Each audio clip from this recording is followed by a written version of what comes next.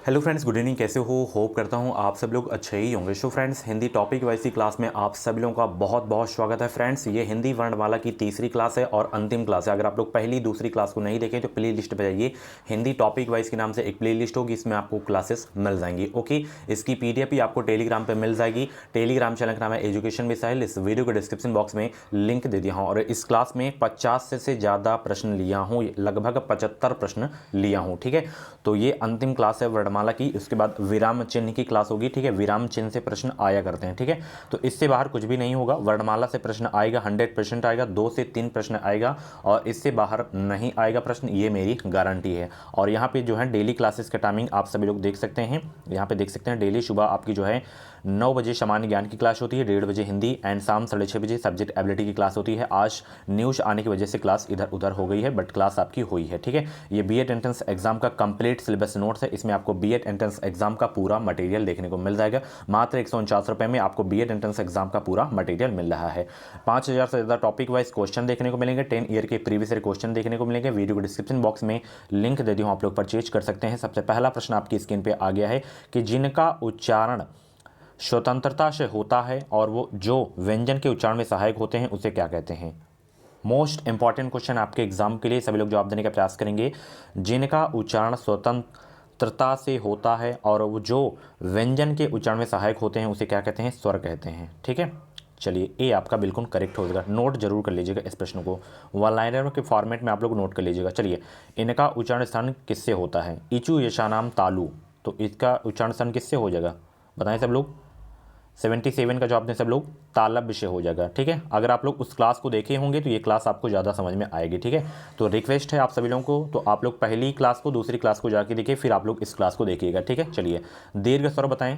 दीर्घ स्वर मैंने सारे आपको बता दिए थे कौन कौन से आपके दीर्घ स्वर होते हैं और दीर्घ स्वर का अन्य नाम क्या होता है ये भी आपको मैं बता दिया था। तो इसमें बताएं दीर्घ स्वर कौन से हैं, दीर्घ स्वर बताएं इसमें कौन सा है। 78 का जवाब देने का प्रयास करेंगे। फटाफट प्रश्न को हम लोग आज सॉल्व करेंगे।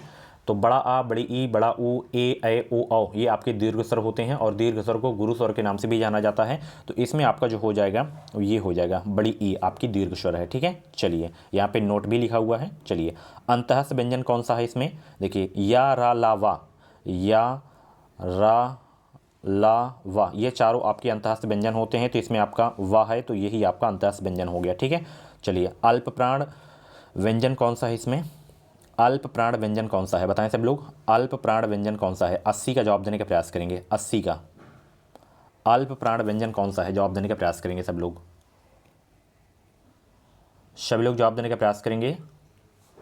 अल्प प्राण व्यंजन कौन सा है इसमें? तो आपका ये है गा। ठीक है, चलिए घोष वर्ण कौन सा है? सघोष, घोष, अल्प्राण, महाप्राण सब बताया था मैं। ठीक है, 81 का जवाब दें सब लोग, तो जा आपका इसमें घोष है। ठीक है, चलिए ओष्ठ वर्ण कौन सा है? ओष्ठ वर्ण बताएं। ऊ आपका उपदमानी ओष्ठों, ऊ का उच्चारण स्थान ओष्ठ से हो जाएगा। 82 का ए आपका बिल्कुल करेक्ट हो जाएगा। और पा वर्ग के जो हैं जितने भी वर्ण होते हैं उनके उच्चारण स्थान ओष्ठ से होते हैं। ठीक है, चलिए वर्ण तालिका के अनुसार ह्रस्व, दीर्घ और प्लुत क्या है? वर्ण तालिका के अनुसार ह्रस्व, दीर्घ और प्लुत ये सब क्या है? ये स्वर हैं आपके। ठीक है, तो 83 का आपका जो है सी वाला बिल्कुल करेक्ट हो जाएगा। इंपॉर्टेंट क्वेश्चन है आपके एग्जाम के लिए। ठीक है, चलिए बहुत ही इंपॉर्टेंट क्वेश्चन था ये। चलिए, लिखित भाषा में मूल ध्वनियों के लिए जो चिन्ह मान लिए गए हैं, जिस रूप में ये लिखे जाते हैं उसे कहते हैं, क्या कहते हैं उसे बताएं सब लोग? उसे कहते हैं लिपि। क्या कहते हैं? लिपि कहते हैं। 84 का ए आपका बिल्कुल करेक्ट हो जाएगा। चलिए, पा, फा, बा, भा, मा व्यंजन होते हैं। अभी मैंने बताया ना, पा वर्ग के जितने भी होते हैं ओष्ठ होते हैं। ठीक है, ओष्ठ व्यंजन। 85 का सी आपका बिल्कुल करेक्ट हो जाएगा। चलिए, पहली क्लास देखे होंगे तो ये ज़्यादा समझ में आ रही होगी क्लास। ठीक है, चलिए दो व्यंजन जब एक साथ मिलते हैं तो क्या कहलाते हैं? मोस्ट इंपॉर्टेंट क्वेश्चन है, हर एक प्रश्न को आपको नोट करना है, तभी एक भी प्रश्न आपका नहीं जाएगा बाहर। ठीक है, चलिए जब दो व्यंजन एक साथ मिलते हैं तो क्या कहलाते हैं? 86 का जवाब देने का प्रयास करेंगे। Very very most important question है आपके एग्जाम के लिए। हर क्वेश्चन का जवाब आप लोग देते हुए चलेंगे, सभी लोग जवाब देने का प्रयास करेंगे। जब दो व्यंजन एक साथ मिलते हैं तो क्या कहलाते हैं? संयुक्त व्यंजन कहलाते हैं। और संयुक्त व्यंजन कौन कौन से हैं? कमेंट बॉक्स में छापें सभी लोग। छा हो गया आपका, त्रा हो गया, एंड ज्ञा हो गया एंड स्रा हो गया, ये आपके संयुक्त व्यंजन है, ठीक है, संयुक्त व्यंजन है आपका। जैसे ज्ञा जो है आपका जा धन ईया से मिलकर बना है, ठीक है। चलिए अघोष वर्ण कौन सा है इसमें बताएं, अघोष वर्ण बताएं, 87 का जवाब दें सब लोग। अघोष वर्ण कौन सा है, अघोष वर्ण कौन सा है आपका, पा हो जाएगा, ठीक है। चलिए कंठ वर्ण कौन सा है, अकुह विसर्जनियाम कंठा, अकुह विसर्जनियाम कंठा याद रखना है आपको, ये आपका आपका कंठ वर्ण हो जाएगा, ठीक है। और बाकी का वर्ग के जितने भी होते हैं विसर्ग जिसमें लगा होता है वो कंठ वर्ण आपके होते हैं, ठीक है। चलिए दीर्घ स्वर बताएं कौन सा है इसमें, दीर्घ स्वर बताएं, मैंने अभी आपको बताया था ना दीर्घ स्वर कौन कौन से होते हैं, बताएं सब लोग दीर्घ स्वर कौन कौन से हैं इसमें। देखिए बड़ा आ, बड़ी ई, बड़ा ऊ, ए ओ औ आपके दीर्घ स्वर होते हैं, तो इसमें ओ आपका हो जाएगा, ठीक है। 89 का जो है आपका डी वाला बिल्कुल करेक्ट हो जाएगा। देखिए इसमें आ भी होगा और ओ भी हो जाएगा, ठीक है। देखिए इसमें सभी आपके दीर्घ स्वर हैं, ठीक है, इनमें से सभी होना चाहिए इसमें, ठीक है। चलिए महाप्राण व्यंजन कौन सा है बताएं, महाप्राण व्यंजन कौन सा है, 90 का जवाब देने का प्रयास करें सभी लोग। महाप्राण व्यंजन आपका भा हो जाएगा, ठीक है। चलिए अंतःस्थ व्यंजन कौन सा है, कई बार बता चुका हूँ अंतःस्थ व्यंजन आपको, मैं रट गया होगा, या रा ला वा अंतःस्थ व्यंजन होता है, ठीक है। सघोष वर्ण कौन सा है, और वो उष्म व्यंजन कौन कौन सा होता है, तीनों शा हो गए आपके और हा हो गया, ये आपके उष्म व्यंजन होते हैं, तो इसमें सघोष वर्ण बताना है। दूसरी क्लास जो हुई है वर्णमाला की उस क्लास को देखिएगा, सघोष अघोष अल्पप्राण महाप्राण कैसे याद किया जाता है, कैसे पहचाना जाता है, ये सारी चीज़ें आपको पता हो जाएगी, ठीक है।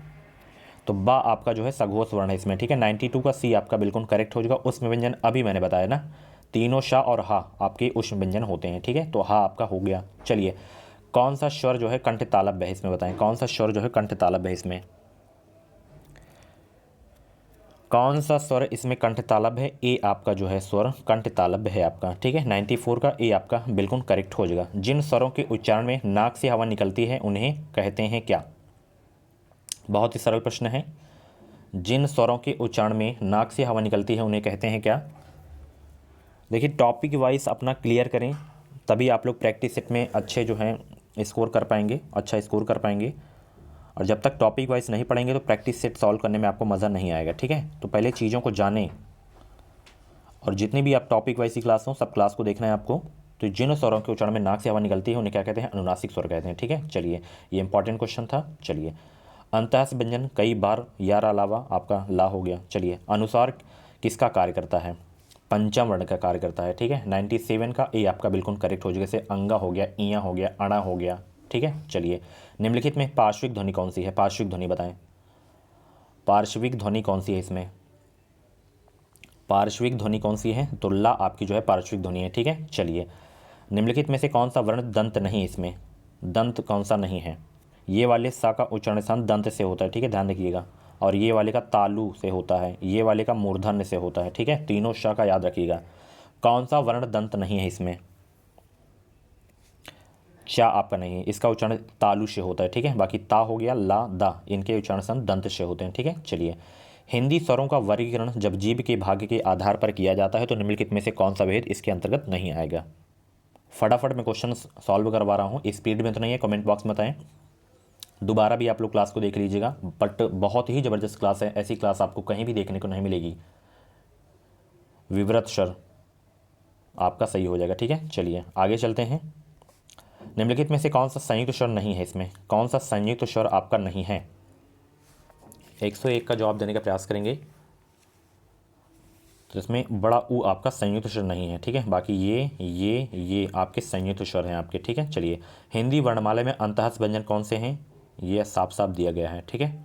चलिए हिंदी वर्णमाला में उस व्यंजन कौन से हैं, रट गया होगा, ठीक है। पूरी क्लास देखिएगा, ये नहीं कि मुझे आता है नहीं देखूंगा, प्रैक्टिस आपकी हो जाएगी अच्छे से, वर्णमाला आपका पूरा क्लियर हो जाएगा, ठीक है। चलिए हिंदी में जो है, हिंदी भाषा में कुल वर्ण लिपियाँ हैं कितनी, हिंदी भाषा में कुल वर्ण लिपियाँ हैं कितनी, तो 52 है, ठीक है। चलिए मध्य स्वर कहते हैं, मध्य स्वर कहते हैं किसको, आ को कहते हैं मध्य स्वर, ठीक है। 105 का ए आपका बिल्कुल करेक्ट हो जाएगा। कंठ वर्ण कौन सा है, कंठ वर्ण, कंठ वर्ण कौन सा है, देखिए अकुह विसर्जनीयम कंठा, यानी कि आ हो गया और का हो गया, का वर्ग में जितने भी का खा गा हो गया, एंड हा हो गया और विसर्ग हो गया, ये आपके कंठ वर्ण होते हैं। तो ये आपका दिया गया है आ हा विसर्ग आपके कंठ वर्ण हो गए। ठीक है, चलिए आगे चलते हैं। निम्न में से कौन सा व्यंजन इस पर संघर्षी है? इस पर संघर्षी व्यंजन कौन सा है बताएं इसमें? 107 का जवाब देने का प्रयास करेंगे। इस पर संघर्षी व्यंजन कौन सा है? बहुत इंपॉर्टेंट क्वेश्चन आपके एग्जाम के लिए। इस पर संघर्षी व्यंजन कौन सा है? जवाब देने का प्रयास करेंगे सब लोग। तो इसमें इस पर संघर्षी व्यंजन आपका है जा। ठीक है, चलिए 107 का ए आपका बिल्कुल करेक्ट हो जाएगा। ए के उच्चारण का स्थान का नाम क्या है? ए के उच्चारण का स्थान का नाम क्या है?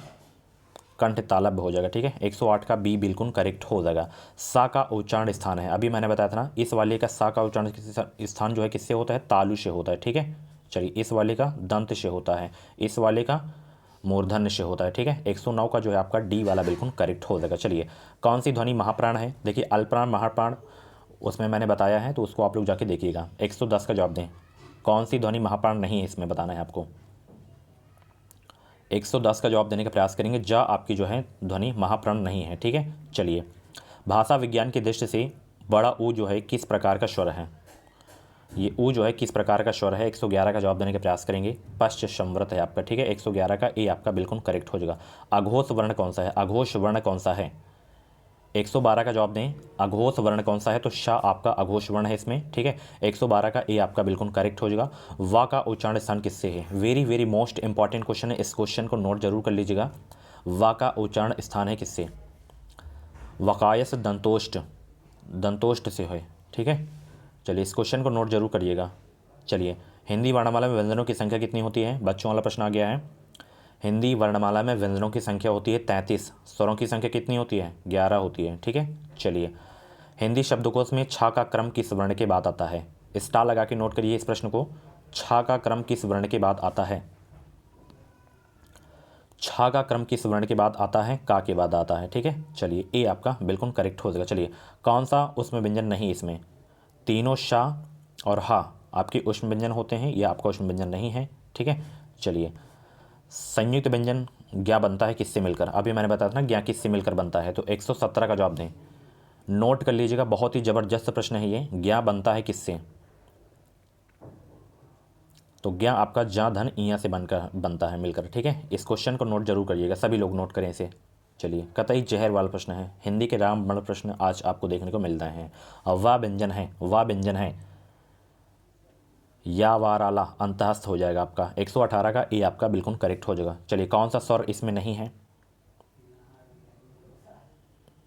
त्रा आपका नहीं है स्वर। ठीक है, चलिए संयुक्त व्यंजन नहीं है कौन सा इसमें? छात्रा ज्ञा, ये आपका संयुक्त व्यंजन है। फा आपका संयुक्त व्यंजन नहीं है। तो 120 का ए आपका बिल्कुल करेक्ट हो जाएगा। चलिए हिंदी वर्ण का उच्चारण स्थान तालु से है किसका? चा वर्ग में छा आता है ना, तो ये इसका उच्चारण स्थान किससे हो जाएगा? तालु से हो जाएगा। ठीक है, चलिए कौन सा जो है व्यंजन संघर्षी इसमें? कौन सा व्यंजन संघर्षी है? हाँ आपका व्यंजन संघर्षी है। ठीक है, अभी ये क्वेश्चन मैं करवा चुका हूँ। ठीक है, चलिए टा वर्ग में नहीं है कौन सा? टा वर्ग में नहीं है कौन सा? का से लेके ज्ञा तक आता होगा तो आप लोग कर लेंगे। टा वर्ग में नहीं है कौन सा? 123 का जवाब दें सब लोग। 123 का जवाब देने का प्रयास करेंगे। धा नहीं आपका, क्योंकि ये ता वर्ग में आता है धा। ठीक है, चलिए निम्न में महाप्राण व्यंजन है कौन सा? निम्न में महाप्राण व्यंजन है कौन सा? घा आपका महाप्राण व्यंजन है। ठीक है, अल्पप्राण महाप्राण से प्रश्न आते हैं।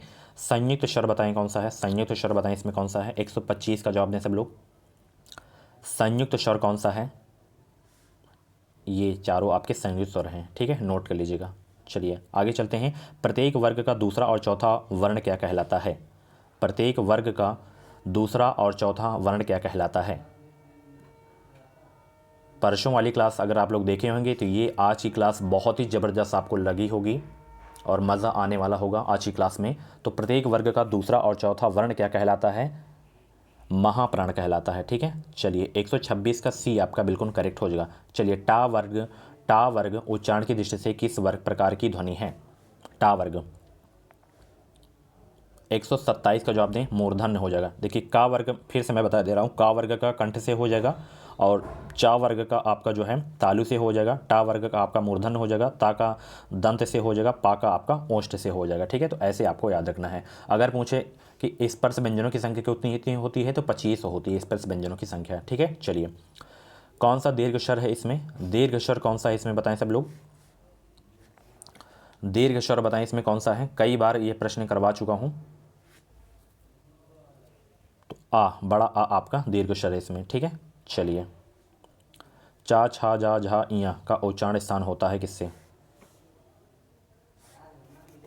129 का जवाब दें, तालु से होता है इसका उच्चारण स्थान। ठीक है, चलिए 129 का सी आपका बिल्कुल करेक्ट हो जाएगा। शब्द की जो है सबसे छोटी इकाई है, शब्द की सबसे छोटी इकाई है, शब्द की सबसे छोटी इकाई है वर्ण आपका हो जाएगा। ठीक है, कतई जहर वाला प्रश्न है, इस प्रश्न को नोट जरूर से जरूर कर लीजिएगा। देखिए इसमें जो क्वेश्चंस रिपीट हैं, जैसे अंतः व्यंजन या रा ला वा होते हैं। अब इसमें कई प्रश्न में अलग अलग पूछ लिया कि एक एक ऑप्शन में दे दिया, कहीं कहीं चारों दे दिया है। तो जब आपको पता है या रा ला वा आपके अंतः व्यंजन है, उस व्यंजन तीनों शाह हा हैं आपके। ठीक है, संयुक्त व्यंजन कौन कौन से होते हैं, संयुक्त व्यंजन कौन कौन से होते हैं, तो इनको आप लोग एक जगह नोट कर लीजिए। बार बार प्रश्न आपको नोट करने की आवश्यकता नहीं है। ठीक है, अच्छे से नोट जरूर कर लीजिएगा, अपने हिसाब से नोट्स बनाइएगा। चलिए, जो वर्ण स्वर की सहायता से बोले जाएं उन्हें क्या कहा जाता है, जो वर्ण स्वर की सहायता से बोले जाएं उन्हें क्या कहा जाता है, व्यंजन कहा जाता है। ठीक है, स्वर तो आपका स्वतंत्र होता है।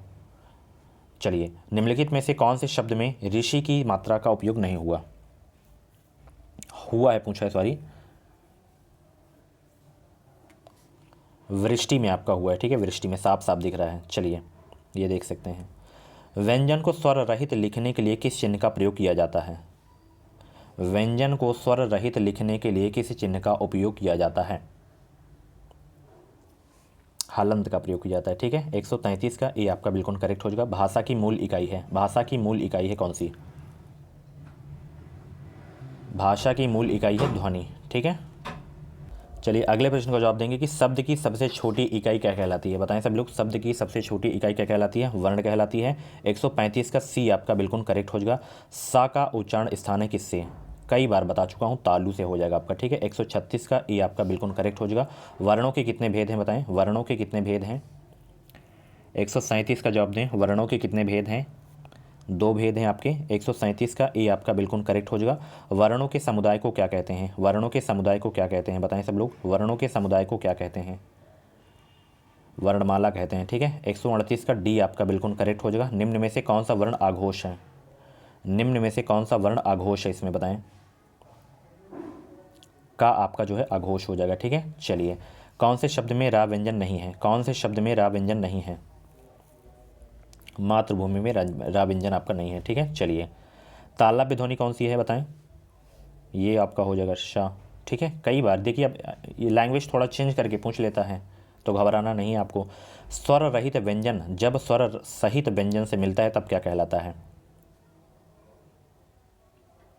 संयुक्त अक्षर कहलाता है। ठीक है, चलिए कौन सा व्यंजन नासिका द्वारा उच्चारित होता है, कौन सा व्यंजन नासिका द्वारा उच्चारित होता है, अड़ा आपका होता है नासिका द्वारा। ठीक है, चलिए निम्न में से संयुक्त व्यंजन कौन सा नहीं है, संयुक्त व्यंजन कौन सा नहीं है इसमें आपको बताना है। छात्रा ज्ञा स्रा आपके होते हैं या नहीं आपका, ये आपका अंतःस्थ व्यंजन आपका। ठीक है, चलिए जिनका उच्चारण ऊपर से दांतों पर जीभ लगाने से होता है उन्हें क्या कहते हैं, जिनका उच्चारण ऊपर के दांतों पर जीभ लगाने से होता है उन्हें क्या कहते हैं, दंत कहते हैं। ठीक है, चलिए निम्न में से उष्म व्यंजन कौन से हैं, उष्म व्यंजन बताएं कौन से हैं इसमें, ये आपके हो गए। ठीक है, चलिए सा ध्वनि का उच्चारण स्थान आपका तालु से हो जाएगा, अंगा का उच्चारण स्थान किससे हो जाएगा, नासिक से हो जाएगा। ठीक है, सरल प्रश्न है। टा वर्ग में किस प्रकार के व्यंजन होते हैं, मूर्धन्य होते हैं आपके। 149 का ए आपका बिल्कुल करेक्ट हो जाएगा। अर्धस्वर कौन से हैं, या वा आपके अर्धस्वर होते हैं, इसको नोट जरूर कर लीजिएगा। ठीक है, ये आपके अर्धस्वर हैं आपके। ठीक है, घा का उच्चारण स्थान किससे होता है, ये का वर्ग में आता है तो आपका कंठ से हो जाएगा। 151 का ए आपका बिल्कुल करेक्ट हो जाएगा। छा वर्ण किसके योग से बना है, मोस्ट इंपॉर्टेंट क्वेश्चन है, इस क्वेश्चन को नोट करिए सब लोग। छा वर्ण किसके योग से बना है, तो ध्यान रखिएगा ये का और सा के योग से बना है। ठीक है, ये हलंत मत लगाना बोलिएगा। ठीक है, चलिए ये तीनों साहा जो है आपके किसके अंतर्गत आते हैं, उसमें के अंतर्गत आते हैं। ठीक है, निम्नलिखित में से आघोष अल्प प्राण ध्वनि कौन सी है, निम्नलिखित में से अघोष अल्प प्राण ध्वनि कौन सी है? तो वो है का और ता। ठीक है। सो फ्रेंड्स, आज ये हिंदी वर्णमाला की अंतिम क्लास थी और वर्णमाला आपका पूरा क्लियर हो गया। ठीक है। अब इसके बाद विराम चिन्ह के जो है प्रश्न करवाऊंगा, जैसे अर्ध विराम के चिन्ह कौन कौन से होते हैं, अल्प विराम के चिन्ह कौन से होते हैं, तो इसकी स्पेशल क्लास होगी। हालांकि ये भी वर्णमाला में ही आता है, बट विराम चिन्ह उसका नया टॉपिक होगा। ठीक है। तो कल इसकी क्लास हो जाएगी। आज की क्लास कैसी लगी आप लोगों को बताइए कमेंट बॉक्स में। और आप लोगों से क्वेश्चन पूछ रहा हूँ कि नवरत्न में कौन सा समास होता है, नवरत्न में कौन सा समास होता है, बहुव्रीहि समास, द्विगु समास, द्वंद्व समास या अव्ययीभाव समास, जो भी समास होता हो नवरत्न में, आप लोग कमेंट बॉक्स में बताइएगा। और आज की क्लास कैसी लगी कमेंट बॉक्स में अपना फीडबैक जरूर दीजिएगा और वीडियो को लाइक करिएगा और शेयर कर दीजिएगा। मिलते हैं अगली वीडियो पे। इस वीडियो को लाइक जरूर करें। कुछ भी डाउट्स वगैरह हो तो कमेंट बॉक्स में डाउट क्लियर कर सकते हैं। और सरकारी सीट लेना है तो एजुकेशन विद साहिल को सब्सक्राइब करें चैनल को। इस चैनल से आपको निश्चित ही मदद मिलेगी। Thank you so much.